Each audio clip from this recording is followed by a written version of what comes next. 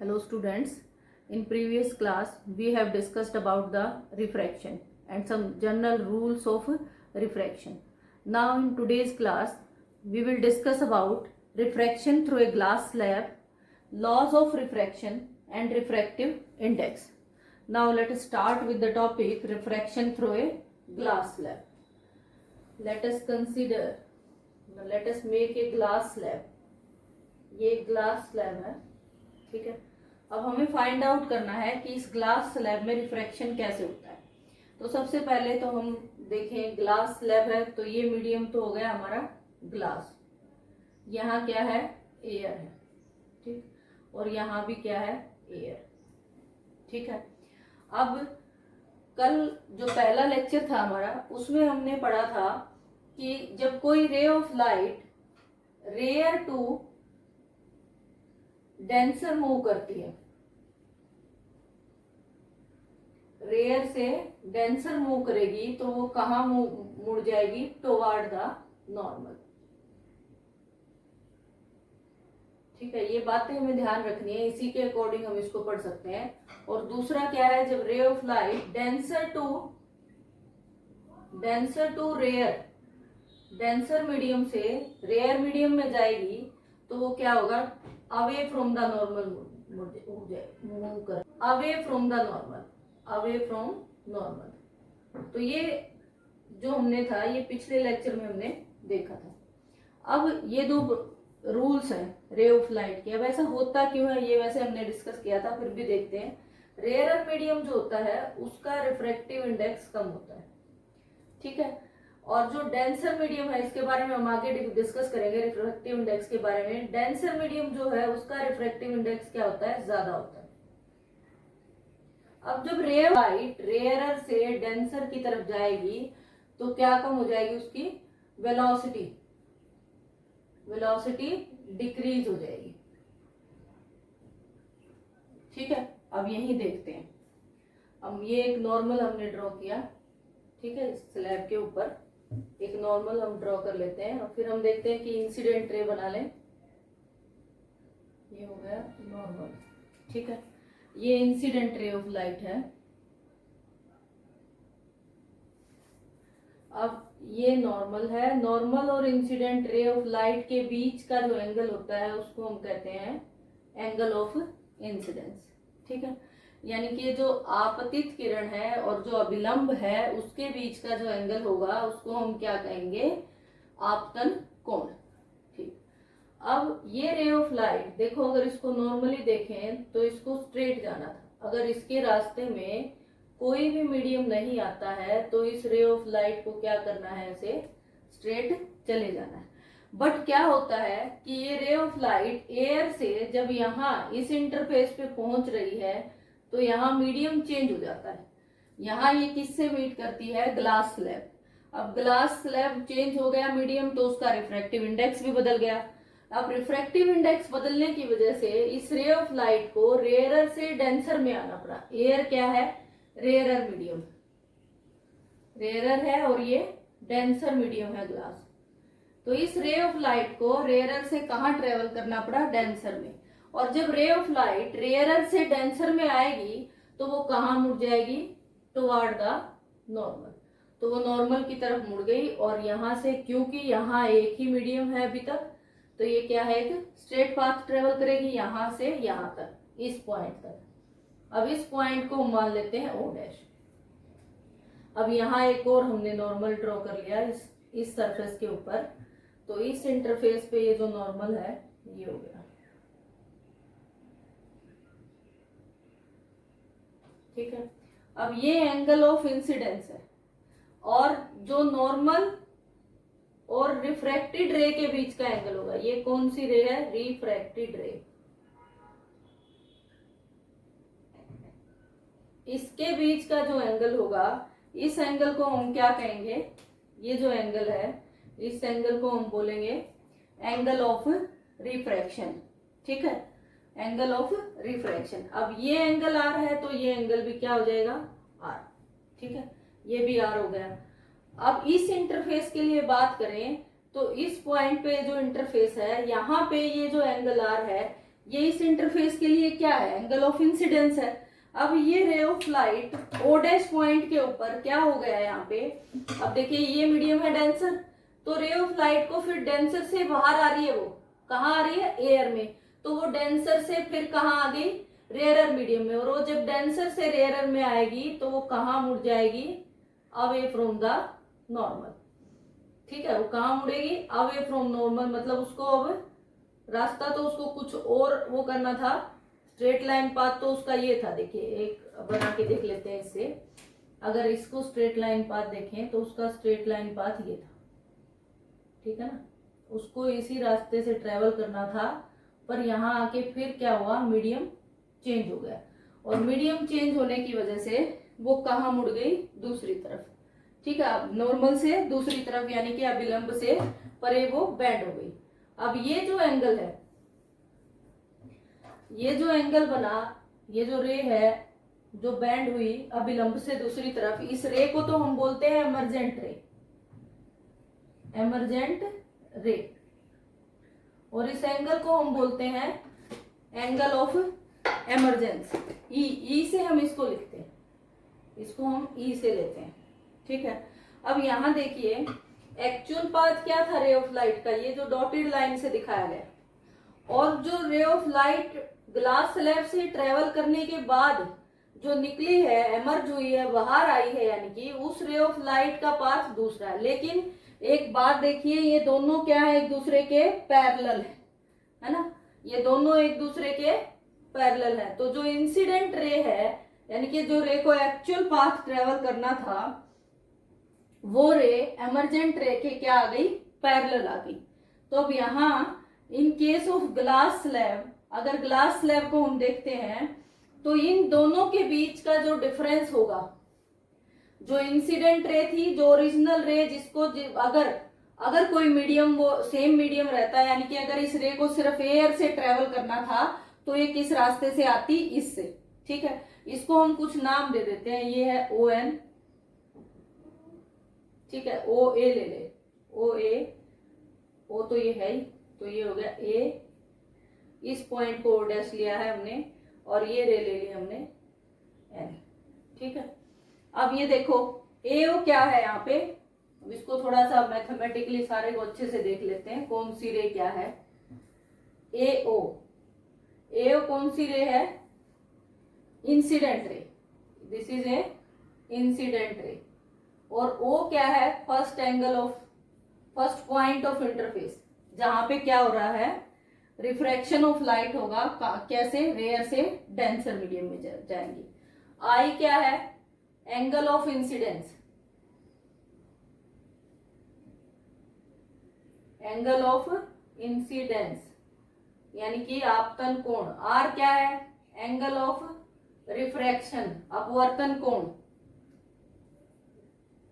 Angle of refraction.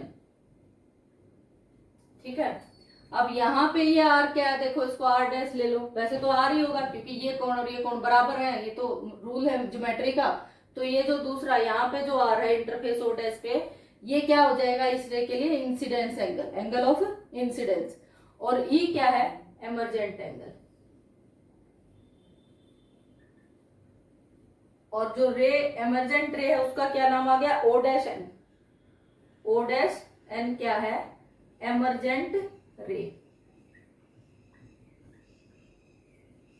इसको हम practically भी करके देखेंगे बाद में। अब ये जो दोनों रेज हैं, इन दोनों के बीच में जो डिस्टेंस है, इस डिस्टेंस को हम बोलते हैं लेटरल डिस्प्लेसमेंट। इस डिस्टेंस को हम क्या बोलते हैं, लेटरल डिस्प्लेसमेंट।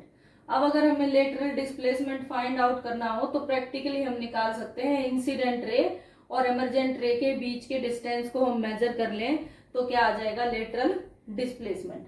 ये तो था कि जो ग्लास स्लैब है उसमें रिफ्रैक्शन कैसे कैसे होता है, देखो दो बार हो रहा है, रेयर टू डेंसर और डेंसर टू रेयर। और प्रॉपर्टीज हमें ध्यान है कि रेयर टू डेंसर जाएंगे तो क्या होगा, रे कहाँ बेंड हो जाएगी, टुवर्ड द नॉर्मल, और डेंसर टू रेयर जाएंगे तो अवे फ्रॉम द नॉर्मल। अब नेक्स्ट टॉपिक हमारा आता है लॉज ऑफ रिफ्रैक्शन।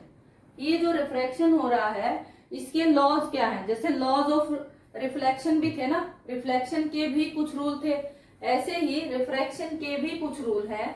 और रिफ्रैक्शन के रूल्स में क्या है, सबसे पहला तो है लॉज ऑफ रिफ्रैक्शन में the incident ray. Incident ray कौन सी हमारे पास अगर लें तो एओ, इस पूरी बाउंड्री को अब हम ग्लास स्लैब को छोड़ देते हैं, हम एक सिंपल अगर इंटरफेस ले लें कि रेयर से डेंसर में आ रही है, बस एक ही लें कि एयर से ग्लास में एंटर कर रही है, तो इंसिडेंट रे कौन सी हो गई, एओ। ठीक है, तो इंसिडेंट रे एओ। ठीक है, रिफ्रैक्टेड रे कौन सी है, अब यहां इसको नाम दे देते हैं ओ B, refracted ray O B and normal O N, and normal O N, all line same plane, all line same plane.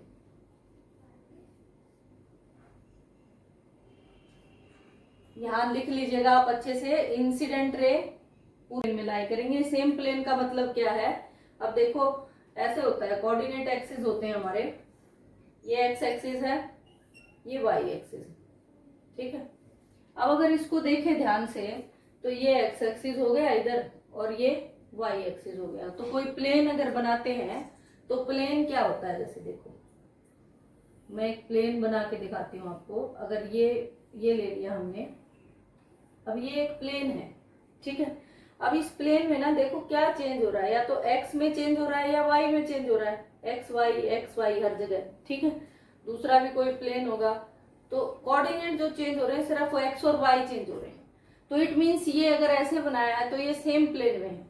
तो अगर हम यहां देखें, अगर हम इसको देखते हैं तो यहाँ क्या है, देखिए ये इंसिडेंट रे है। इंसिडेंट रे को अगर देखें, कोई भी पॉइंट इस पे देखें, यहाँ एक पॉइंट बनाए, दो पॉइंट बनाए, तीन बनाए, तो सारे के सारे पॉइंट्स क्या है, एक्स और वाई प्लेन में लाई कर रहे हैं। ये एक्स पॉइंट रिप्रेजेंट करेगा और यहाँ से इधर अगर लेंगे तो वो वाई को रिप्रेजेंट करेगा। तो ये कहाँ लाई कर रहे हैं, सारे के सारे एक्स वाई प्लेन में। सिमिलरली अगर इस रे को देखें, यहाँ कोई पॉइंट ले तो ये देखिए ये पॉइंट जो है ये किसको है, ये वाई एक्सिस के लिए हो गया और ये इधर एक्स एक्सिस के लिए हो गया। ठीक है, तो ये जो सारी की सारी जो इंसिडेंट रे है, रिफ्रैक्टेड रे और नॉर्मल है, ये किस में है, सिर्फ और सिर्फ एक्स वाई प्लेन में है। देखो अगर थर्ड कोऑर्डिनेट भी चेंज होता है, यानी कि ऐसे तीसरा कोऑर्डिनेट जो जेड एक्सिस हम लेते हैं, तो अगर तीसरा भी कोऑर्डिनेट चेंज होता तो वो प्लेन अलग हो जाता। तो अब यहाँ किस प्लेन में है, ये सिर्फ और सिर्फ दो ही चेंज हो रहे हैं, तो ये किस प्लेन में है, एक्स वाई प्लेन में है। ठीक है, तो इसलिए हम इसको कहते हैं फर्स्ट रूल में कहते हैं all lie in the same plane. अब सेकंड रूल क्या कहता है, second law of refraction,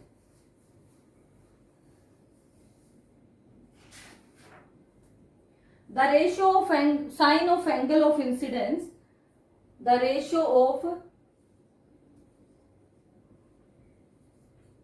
sine of angle of incidence, यानी कि sine I, angle of incidence क्या है, साइन आई। ये ऊपर मैं लिख देती हूँ, laws of refraction.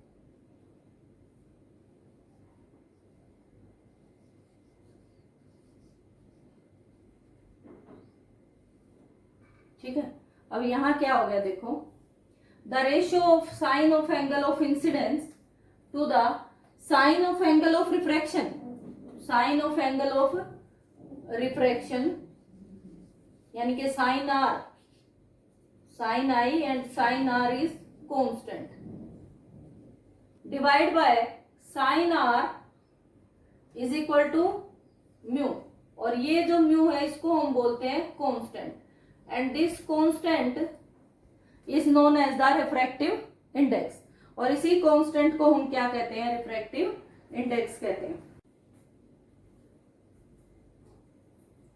Now we will see the laws of refraction. हमने उनको समझ लिया है अच्छे से, अब ये उनकी स्टेटमेंट्स हैं, आप नोट कर लीजिएगा। क्या लॉज ऑफ रिफ्रैक्शन में क्या है, incident ray, refracted ray and normal are lie in the same plane, and the next is the ratio of sine of angle of incidence to the sine of angle of refraction is constant for a given pair of media, and that constant is given by sin I by sin R is mu, and this mu is known as refractive index. तो refraction through glass slab में का हम एक बार diagram जो है वो फिर से देखते हैं।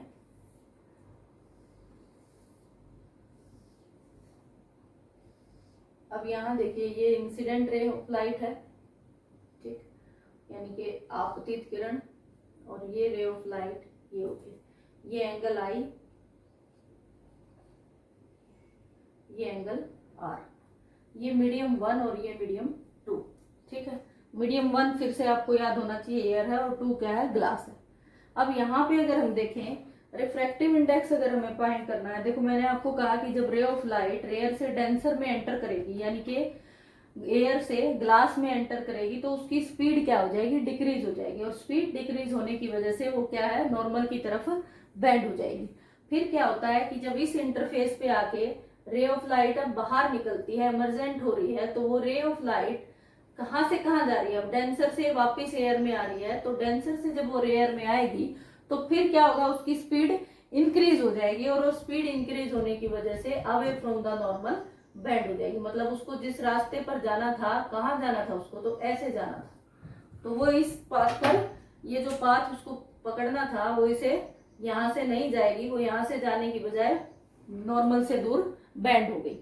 अब इसमें क्या होता है, मान लेते हैं कि v1 क्या है, स्पीड ऑफ लाइट है इन medium 1, v1 is the speed of light in medium 1,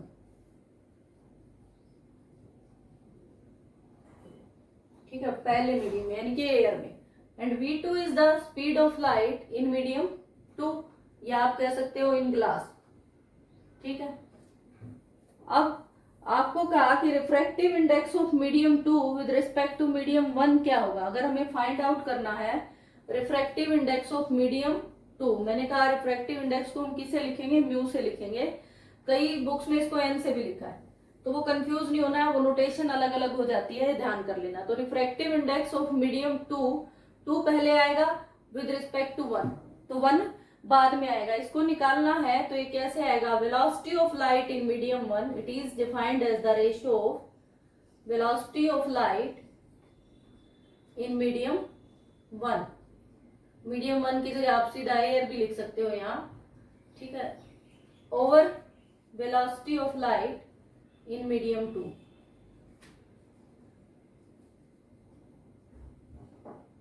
in medium 2, ठीक है। अब velocity of light first medium में क्या है, v1 हमने क्या लिया है, v1, एंड सेकेंड मीडियम में क्या है, v2, तो refractive index of medium 2 with respect to medium 1 that is equal to v1 by v2, तो रिफ्रैक्टिव इंडेक्स की वैल्यू क्या आ गई, किसका, मीडियम 2 का refractive index with respect to medium 1, जिसका हमने रिफ्रैक्टिव इंडेक्स निकालना है उसको हम पहले लिखेंगे, 2 को पहले लिखेंगे इसीलिए, और 1 को बाद में लिखेंगे। अब इसको दूसरी तरह से आपसे कह दें कि फाइंड आउट करो refractive index of medium 1 with respect to medium 2, अभी 2 का निकाला है ना, तो फिर 1 का बोल दें, इसमें कंफ्यूज नहीं होना, तो 1 का बोलेंगे तो 1 पहले लिखोगे, 2 बाद में, ठीक है।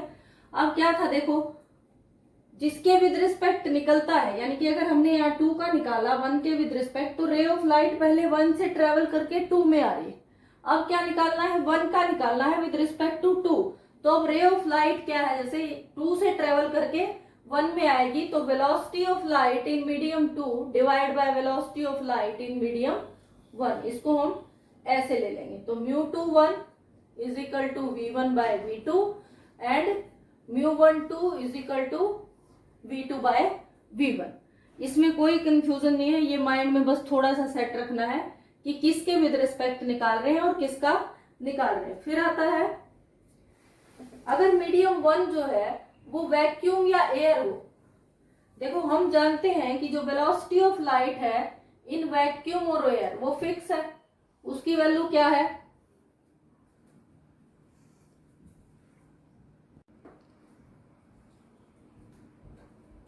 आप मान लेते हैं। अब अगर मीडियम 1 जो था उसको हम बोले कि वैक्यूम या एयर, जैसे कि हम कह रहे हैं कि इसमें ग्लास स्लैब के केस में फर्स्ट मीडियम हमारा क्या है, एयर है, तो इसी केस में अगर फर्स्ट मीडियम हमारा एयर है, तो एयर में जो वेलोसिटी है लाइट की उसकी वैल्यू क्या होती है, 3 × 10⁸ मीटर पर सेकेंड की जो लाइट है वो इतनी वेलोसिटी से ट्रेवल करती है। अब रिफ्रैक्टिव इंडेक्स निकालना है आपने मीडियम 2 का विद रिस्पेक्ट टू मीडियम 1, तो मीडियम 1 का तो किससे ट्रेवल कर रहा है मीडियम 1 में? रे ऑफ लाइट किस वेलोसिटी से ट्रेवल करेगी? c से। तो v1 को तो हम रिप्लेस कर सकते हैं c से उस केस में, and that is divided by v2। ठीक है, तो यहाँ क्या हो गया, एक वेलोसिटी हमारी हो गई वेलोसिटी ऑफ लाइट, तो वेलोसिटी ऑफ लाइट हो गई, तो v1 v2 की जगह हम सीधा क्या ले सकते हैं, this is c by v, यानी कि 3 इंटू 10⁸ मीटर पर सेकेंड डिवाइड बाय v। तो एब्सोल्यूट, इसको हम बोलते हैं absolute refractive index, absolute refractive index.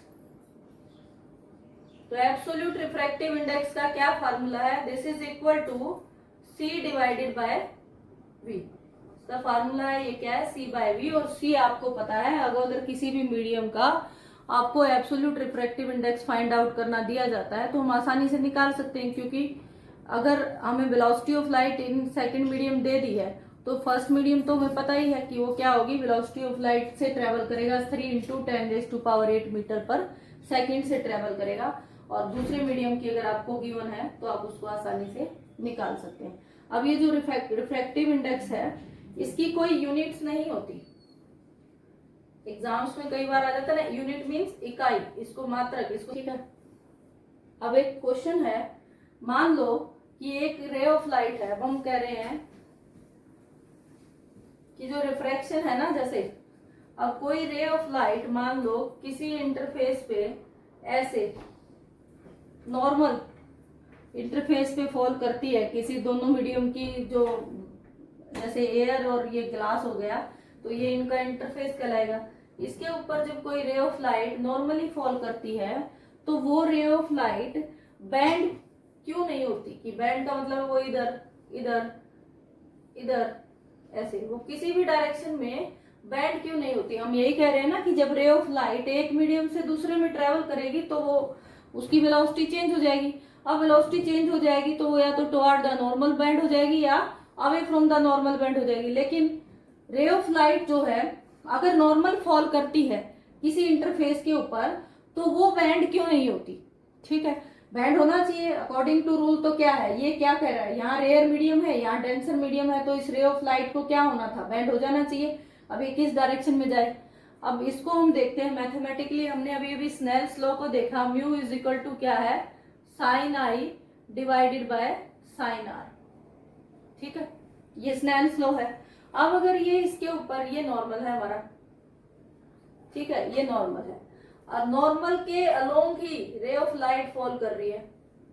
ठीक है, तो नॉर्मल और इंसिडेंट रे में क्या एंगल है, इंसिडेंट एंगल जो होता है that is the angle between incident ray and normal. तो नॉर्मल और इंसिडेंट रे के बीच का जो एंगल है आई, वो एंगल कितना है, 0। कितना है वो एंगल, 0 डिग्री। अब अगर एंगल 0 डिग्री है तो यहां देखें, ये आ गया साइन आई यानी कि साइन 0, ठीक है, divide by sine R is equal to mu. तो यहां से मैंने इसको ले लिया mu into sine R is equal to क्या आ गया, 0 आ गया, क्योंकि साइन 0 तो क्या होता है, 0 होता है।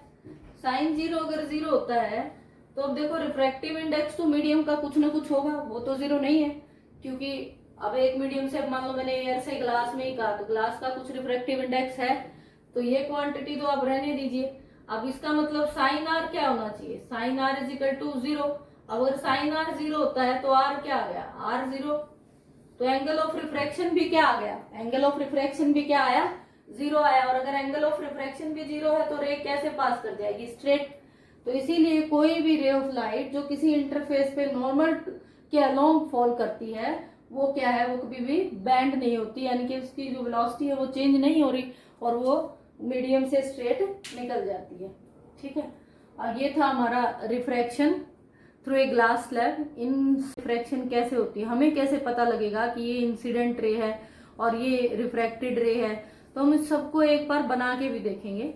अभी आप इसको थ्योरेटिकली एक बार पढ़िए अच्छे से। एंड इन सारे के सारे लाइट रिफ्लेक्शन एंड रिफ्रैक्शन का जो चैप्टर है, मैंने आपको बार बार कहा है कि इन सब को जितने भी डायग्राम्स इसमें आते हैं एक बार हाथ से बनाकर जरूर देख लें, तो ये चैप्टर आपको बहुत आसान लगेगा।